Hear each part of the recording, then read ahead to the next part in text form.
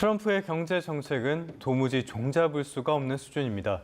이번에는 유럽연합을 향해 관세 폭탄을 던지더니 단 이틀 만에 뒤로 물러섰습니다. 대체 뭘 어쩌자는 건지 아마 본인도 모를 것 같습니다. 스타트 경제, 오늘은 이윤수 서강대 경제학과 교수와 함께합니다. 교수님 어서 오십시오. 예, 어서 오십시오. 안녕하십니까? 문을 열면서 말씀을 드렸는데 이틀 만에 EU에 대한 관세를 부과했다가 유예하는 이런 또 촌극이 벌어졌습니다.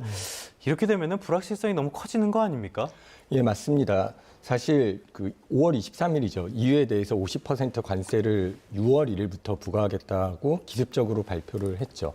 이거는 아마도 지금까지 유예한 뒤에 어떤 관세를 유예한 후에 어느 정도 협상이 진전이 될 것이라고 기대를 했는데 예. 이게 진전이 안 되니까 이틀 만입니다. 말씀하신 대로 이틀 만인 5월 25일 날 EU와의 전화 통화 이후에 관세 부과를 7월 9일까지 죄송합니다. 이제 처음에 발표를 했다가 이제 7월 9일까지 유예하겠다는 결정을 내렸습니다. 근데 지금까지와의 좀 차이점은 예전에는 이걸 하겠다라고 하고 이게 어떤 공식화가 된 다음에 유예를 선언했다면 이번에는 아예 공식화가 되기도 전에 이게 유예를 선언함으로 인해서 그 트럼프 대통령이 정말 왔다 갔다 하는 정도가 심한데 그 즉흥성이 정말 심해졌다라는 것으로 이제 판단을 할 수가 있고요.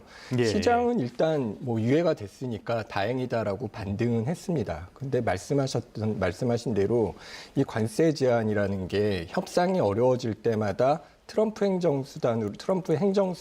행정부가 어떤 협상을 좀 가속화시키거나 자기들에게 유리하게 만들도록 쓰인다는 점에서 이 불확실성을 극대화시키는 리스크로 나타나고 있고요. 이렇게 정책 불확실성이 가속화됨에 따라서 이미 뭐 글로벌 금융시장과 실물 경제는 큰 영향을 주고 있고요. 특히 정책 방향이 수시로 바뀌게 되면은 기업들이 이거를 어떻게 해야 될지에 대한 판단이 굉장히 어려워집니다. 이게 공급망을 옮길 것인가, 새로 투자를 하는 게 맞는지, 투자를 하더라도 어느 나라에 하는 게 맞는지 이런 생산과 공급망 관리에 어려움을 겪게 되고 있기 때문에 IMF가 그래서 이러한 불확실성과 예측 불가능성이 단기적으로 경제 활동을 위축시키고 있다는 경고를 내렸고요. 실제로 EU하고 미국 모두 무역 분쟁이 장기화된다면 양측 모두 피해를 볼 것이라고 우려를 하고 있습니다. 그 시장도 이런 피로감이 쌓이면서 경제 협상이나 시장 안정에 대해서 부정적인 영향을 받고 있는 것도 사실이고요. 말씀하신 것처럼 어제 우리 시장은 이 관세 유예에 좀 환영하는 모습을 보여줬고요. 간밤에 뉴욕 증시는 메모리얼 데이 휴장이어서 증시가 열리지 않았으니까 어떤 반응을 보일지는 하루 더 기다려봐야 되겠습니다. EU 관세부가 이 유예 소식, 우리 경제에도 영향을 미치게 된다고요? 네, 사실 이게 직접적으로 한국 경제에 미치는 영향은 제한적입니다. 트럼프 행정부의 관세 정책 불확실성 자체가 지금까지 우리한테 미친 영향이나 앞으로 미칠 영향에 비하면 이게 EU하고의 어떤 그 무역 관계라든가 우리가 EU를 통해서 수출하는 것들의 규모가 상대적으로 작기 때문에 한국 경제에 직접적으로 미치는 영향은 크지 않습니다. 그럼에도 불구하고 일단은 글로벌 무역의 불확실성이 완화됐다라는 점에서 일단은 좀 안심을 할 수 있는 내용이고 그래서 이제 국내 증시도 일시적으로 상승을 했다고 보고요. 수출 경쟁력에 대해서는 좀 미묘한 영향을 줄 것 같습니다. 그 미국이 고관세가 이제 EU에 영향을 미쳤다면 EU 기업의 수출 경쟁력이 아무래도 약화되니까 EU하고 경쟁 관계에 있는 품목에서 한국 제품의 대체 수요가 늘어날 수 있었을 텐데, 근데 뭐 관세가 유예되면서 이런 효과는 거의 없어진 거라고 봐야 될 것 같고요. 다만 말씀드린 대로 글로벌 공급망이 좀 안정될 것인가라는 기대가 적어도 일시적으로는 들어오면서 어떤 불확실성이 완화된 측면에서 우리 기업의 수출하고 투자 계획에 대해서 조금 긍정적 신호로 작용할 수는 있겠지만 이것 역시 일시적일 수 있기 때문에 불안한 상황이고요. 이런 점에서 보면 관세 정책이라는 불확실성이 이게 유예가 됐다라고는 하지만 언제든지 다시 들고 나올 수 있다라는 점에서 지속적인 위협으로 작용된다고 해석을 해야 될 것 같습니다. 네, 트럼프의 오락가락 관세 정책에 환율도 7개월여 만에 최저치를 기록했습니다. 앞으로 더 떨어질까요? 어떻게 보세요? 예, 사실 그 관심을 가지고 있는 부분은 저희 지금 관세 트럼프와 관련돼서 무역 협상을 계속하고 있지 않습니까? 네. 근데 트럼프가 관세뿐만 아니라 이 환율을 어떤 그 불공정한 이유의 하나로 들고 나왔고요. 실제로 미국과의 무역 협상에서도 우리나라의 환율을 좀 더 원화를 강하게 만들어라는 언급이 나온 것으로 알고 있습니다. 사실 처음에 미란 보고서라는 어떤 보고서가 나왔을 때 거기에 있는 내용을 사람들이 많이 믿지 않았고 이게 정말 현실화 되겠어라고 생각했었는데 거기에 있는 내용들이 사실상 많이 나오고 있고요. 그중에 언급된 것이 사실은 그 달러의 약세죠. 원화나 해외 다른 국가의 강화하고 뭐 플라자 합의 같은 게 나올 것이냐에 대한 우려가 있었는데 시장에서 이제 우려하는 거는 원화도 플라자 합의 같은 걸 통해서 그 원화의 강세, 그다음에 달러의 약세를 유도할 것이냐라는 이제 우려가 있는데요. 사실 어느 정도 미국이 이제 달러 약세, 원화 강세를 유도하는 상황은 계속될 것 같고요. 네. 다만 1980년대 플라자 합의가 있었던 일본과의 상황과 비교를 해본다면 우리 같은 경우는 그 당시 일본에 비해서 사실 경제의 펀더멘탈이 그렇게 강하지 않기 때문에 그리고 또 일본이 가지고 있던 달러 보유고에 비하면은 우리가 가지고 있는 달러 보유고는 그렇게 크지 않습니다. 네. 그렇다는 측면에서 일본이 갔던 그 엔화 약세 현상과 우리가 가게 될 그 원화 약세의 상황은 좀 다를 것이고 그리고 우리의 경제가 그렇게 펀더멘탈이 튼튼하지 않다라는 측면에서 비교를 한다면 미국에 비해서 어떤 한 나라의 펀더멘탈이 다른 나라에 비해서 그렇게 크지 않을 때 그 나라의 통화가 강세로 유지되는 것은 쉽지 않기 때문에 그게 원화 강세가 빠르게 이뤄질 가능성을 기대하기는 어려울 것 같습니다. 전반적으로 봤을 때는 트럼프가 원하는 대로 되는 것은 거의 하나도 없고 세계 경제에 타격만 주고 있다 이런 생각이 들긴 하는데요. 다음 주제는 먼저 영상부터 보고 이야기 계속 이어가 보도록 하겠습니다.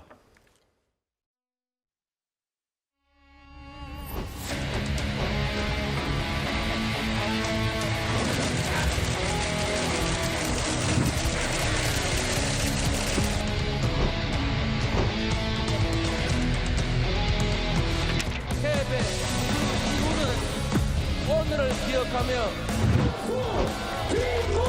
하면 된다. 할 수 있다.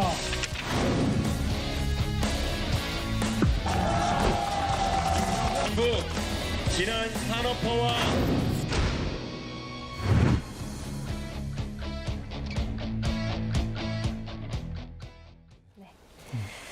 네, 영상 보고 오셨습니다. 영상에서 보신 것처럼 여기저기서 뭐 대선 후보들도 많이 언급하고 있고요. 스테이블 코인 이야기 많이 하고 있습니다. 일단 이 스테이블 코인이 어떤 건지 설명을 좀 해주시죠. 예, 스테이블 코인은 그 번역을 하면은 죄송합니다. 안정적이라는 거죠. 그렇죠, 그렇죠. 예. 저희가 가상화폐를 생각하면 일반적으로 생각하는 게 비트코인입니다. 네. 굉장히 변동성이 예, 심했죠. 근데 스테이블 코인은 말 그대로 안정적인 코인인데 가격이 안정적인 암호화폐라고 생각을 해볼 수가 있고요. 법정 통화나 자산의 그 가치를 연동했기 때문에 이게 가능해집니다. 그러니까 달러가 1달러 변하면 그 코인 하나도 다 역시 1달러에 해당을 하는 건데요. 비트코인이나 이더리움이 기존 코인이 가격 변동성이 커서 사실 결제나 송금에는 부적합했습니다. 우리가 이게 디지털 화폐니까 굉장히 쉽게 이용을 할 수 있을 거라고 생각을 했지만 사실 통화의 가장 중요한 역할 중에 하나는 가치 저장과 거래 매개, 교환의 수단으로 써야 되는데 가격이 왔다 갔다 하는 것을 거래의 매개체로 쓰기는 굉장히 어렵습니다. 그런 측면에서는 안정적인 코인이 필요했고 이것의 역할을 스테이블 코인이 이제 하게 될 거라는 기대를 하고 있는데요. 그러면 이게 어떻게 안정적인 가치를 유지하느냐는 것은 1대1 담보형입니다. 이제 달러가 이제 코인당 1달러 가치를 유지하기 위해서 이제 달러를 예치하는 거고요. 그다음에 이 자동 메커니즘으로 그 공급을 조절해서 알고리즘형으로 어떤 가치를 안정적으로 유지하는 것을 하고 있습니다. 이게 최근에 자주 나오게 된 것은 좀 전에 화면에서처럼 이제 우리나라에서도 이걸 쓸 것이자라는 논의가 있었고요. 그다음에 미국하고 유럽에서 이 규제에 대한 논의가 본격화되기 시작했습니다. 사실 금융 안정성이나 자금 세탁 방지, 소비자 보호 등 이제 정책의 쟁점으로 떠오르고 있고요. 대선을 앞두고 정치권에서도 이런 디지털 달러의 대안으로 이제 원화의 스테이블 코인을 가지고 올 것인가라는 점이 이제 관심을 가지고 있습니다. 좀 정리를 해보자면은 안정적으로 운용하기 위해서 실제 자산과 연동하는 구조의 코인, 이게 스테이블 코인이라고 보면 될 것 같고요. 알고리즘으로 구현하는 방식도 있었는데 이거는 뭐 테라, 루나 사태를 거치면서 완전히 논파된 상태라고 이해를 하시면 좋을 것 같습니다. 자, 최근에 이 스테이블 코인 쪽에 굉장히 많은 관심이 가면서 대선 주자들을 중심으로는 원화 기반의 스테이블 코인 이거를 만들어야 한다 이런 이야기도 나오는데요. 이게 필요한 이유는 뭐라고 보시는 겁니까? 일단은 그 실제로 이 달러 스테이블 코인이 의외로 굉장히 많이 쓰고 있습니다. 네. 실제 일부 이게 사실은 그 어떤 이게 안정적인 통화 수단으로 들어오는 것도 있지만 기존에 우리가 우리나라에서 송금을 할 때는 카카오페이처럼 굉장히 편안하게 송금을 이제 즉각적으로 할 수 있는데 달러 같은 경우는 무역 대금으로 결제를 한다 그럴 때 사실 뭐 은행이 열려 있을 때 해야 되고요. 또 한 이틀 정도 소요가 되면서 이게 어느 정도 원달러 환율의 변동성에 대해서도 이제 노출이 되는 문제가 있습니다. 그리고 이게 실제로 거래에서 쓰일 뿐만 아니라 해외 거래뿐만 아니라 국내에서도 쓰이게 되면서 네. 어떤 그 원화의 통화 가치가 중요한 것은 이제 우리나라에서의 원화가 어떤 기축 통화는 아니지만 원화가 우리나라의 통화 주요 통화로 이제 쓰이는 거가 위협을 받을 것이냐에 대한 우려가 되고 있는 거죠. 실제로 이제 국내 거래에서도 달러 코인을 쓰게 된다면 예를 들면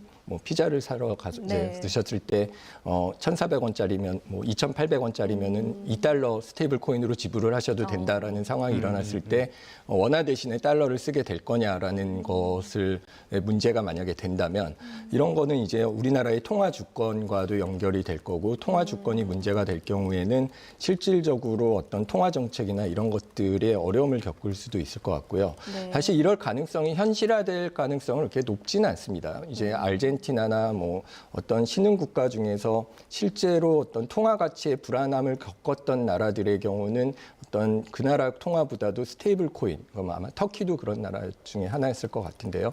어떤 통화 가치가 굉장히 변동성이 큰 나라는 자국 통화를 가지고 있는 것보다는 스테이블 코인을 가지고 실제로 스테이블 코인을 통화로 쓰는 게 유리할 수 있겠지만은 네. 우리나라 같은 경우는 사실 그런 상황은 아니기 때문에 그런 측면에서는 뭐 달러 코인이 이제 점점 많이 쓰이는 것에 대한 우려는 있겠지만 이게 주도적인 통화로 이제 원화를 대체할 것인가에 대한 우려는 아직 뭐 현실화됐다고 보기는 어려울 것 같습니다. 네, 이렇게 스테이블 코인이 주목받고 있는 가운데 JP 모건 같은 미국의 대형 은행들이 스테이블 코인을 공동 개발하는 논의를 하고 있다고 합니다. 이거 자체가 전통적인 금융 시스템에 변화가 있다 이렇게 봐도 되는 걸까요?